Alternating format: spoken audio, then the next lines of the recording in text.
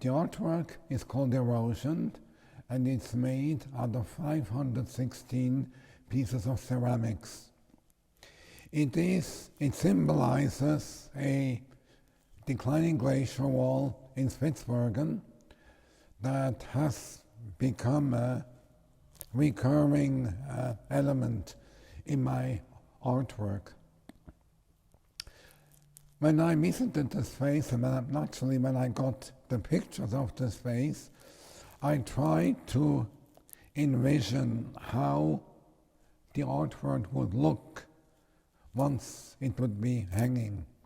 It was not possible to expose the artwork in one line, like that particular, the Monaco wall is one flat wall, but it was curved, but in the end the effect was quite immersive and very, very interesting.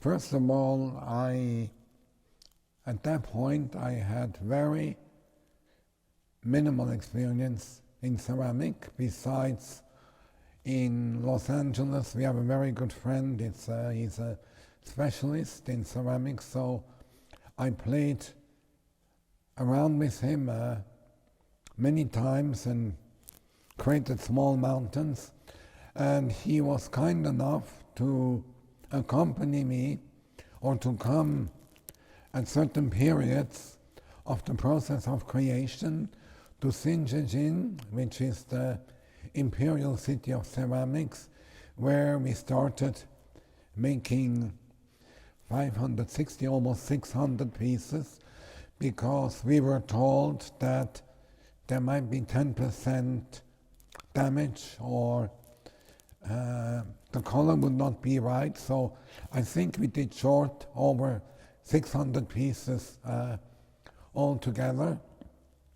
And it was from making the clay, putting it down, creating the cubes, adding the tiny little stones to create the pattern, and putting it down, following the scale, the large scale I made, which was hanging on a wall, so the pattern would follow. When you looked very, very far from a distance at the final artwork, you could see these tiny patterns that became visible.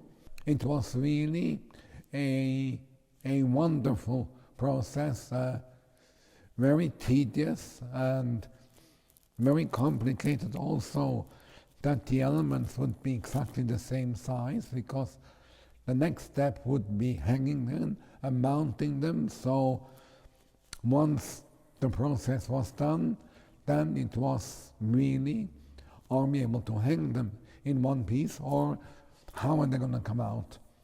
But in the end, we lost very few pieces. Some, like this one here, change color. These are more close to the real color. So the excess pieces were actually extremely beautiful, because the installation was meant to be mainly black and white, but some of the reactions, probably to the little stones and to the burning, turned some of the pieces into really magic colors.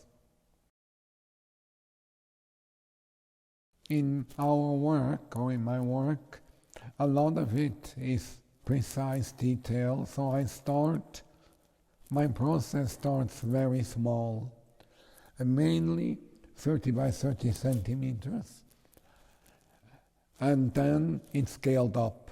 To make one artwork with 512 pieces was an enormous challenge. The process is really what has been extremely fascinating. Then we had this enormous space where we started lining them up on the floor, looking at them and trying to put them in the right order. And the more it went on, the more excited we got that actually when you have a vision of an artwork, it just comes as a small idea. You put it on paper, you make a test, but when the artwork actually becomes real, and this one was beyond our imagination, and it was really amazing that we were able to make it.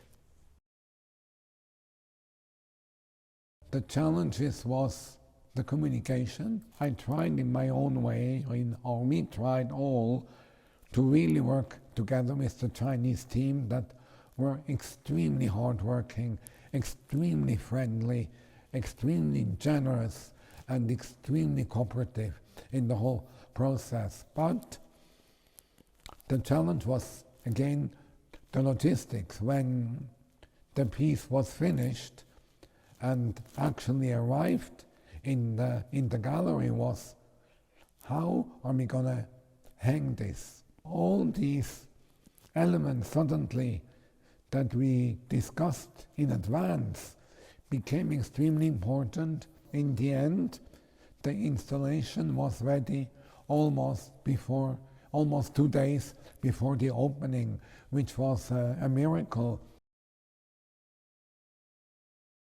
A very big challenge was first making the pieces, which was a process in many different phases.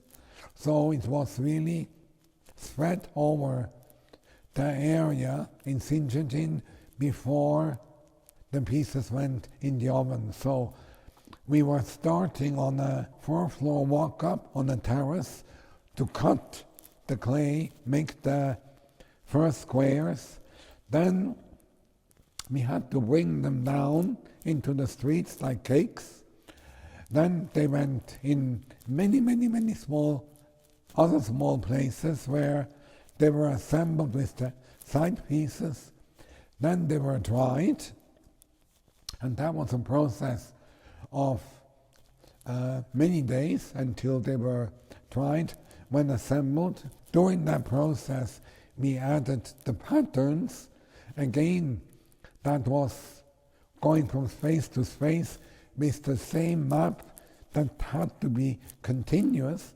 So logistically it was really complicated, but also incredible, because wherever we went we saw these incredible ceramics, some of them contemporary, some of them copies of old ones that people were making, because Jingdezhen has been the imperial city of ceramics, where the most important pieces during the Ming and Tang dynasty was already made. And to actually work in these walls, so we passed our push carts, went to the end of the buildings, unloaded the pieces, brought them up to the 3rd floor and started laying them out. That was extremely challenging. So yes, it was very much a logistic challenge, but because of the structure that was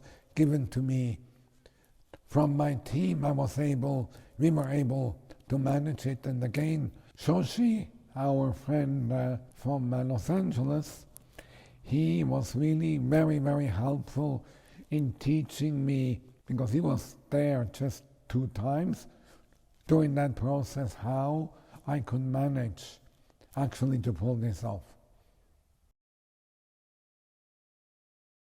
The architecture and the lighting of the space was really an incredible help to enhance this exhibition. From the ceramic installation to the monochromes, and then to that very long wall of the rubbings that acted like flags, the space really seemed to have been made for this particular exhibition. When you entered it, it felt like a breeze, and you looked at this enormous wall, and you went closer and closer. suddenly you felt the depths surrounding you.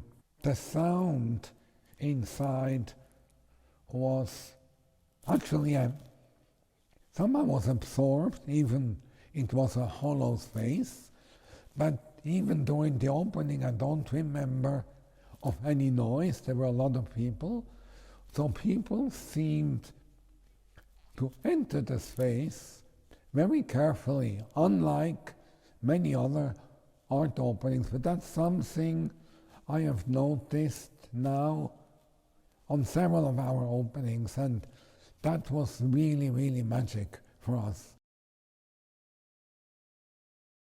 Well, again, we were extremely outspoken in China about climate change. Also, we were very outspoken about the state of the glaciers in China and about the carbon layer covering the glaciers, which is a big part of my work. We did not encounter any resistance, and we had amazing articles in China Daily, Class Magazine, Numero Magazine, I think the Financial Times. The write-ups were very, very accurate, and the communication in China regarding our exhibition was really amazing, and I feel contemporary art is really one of the wonderful platforms of communication. This is also to my compatriots who make work tackling these issues. There is a great openness towards us and towards the kind of message that we have the possibility to convey.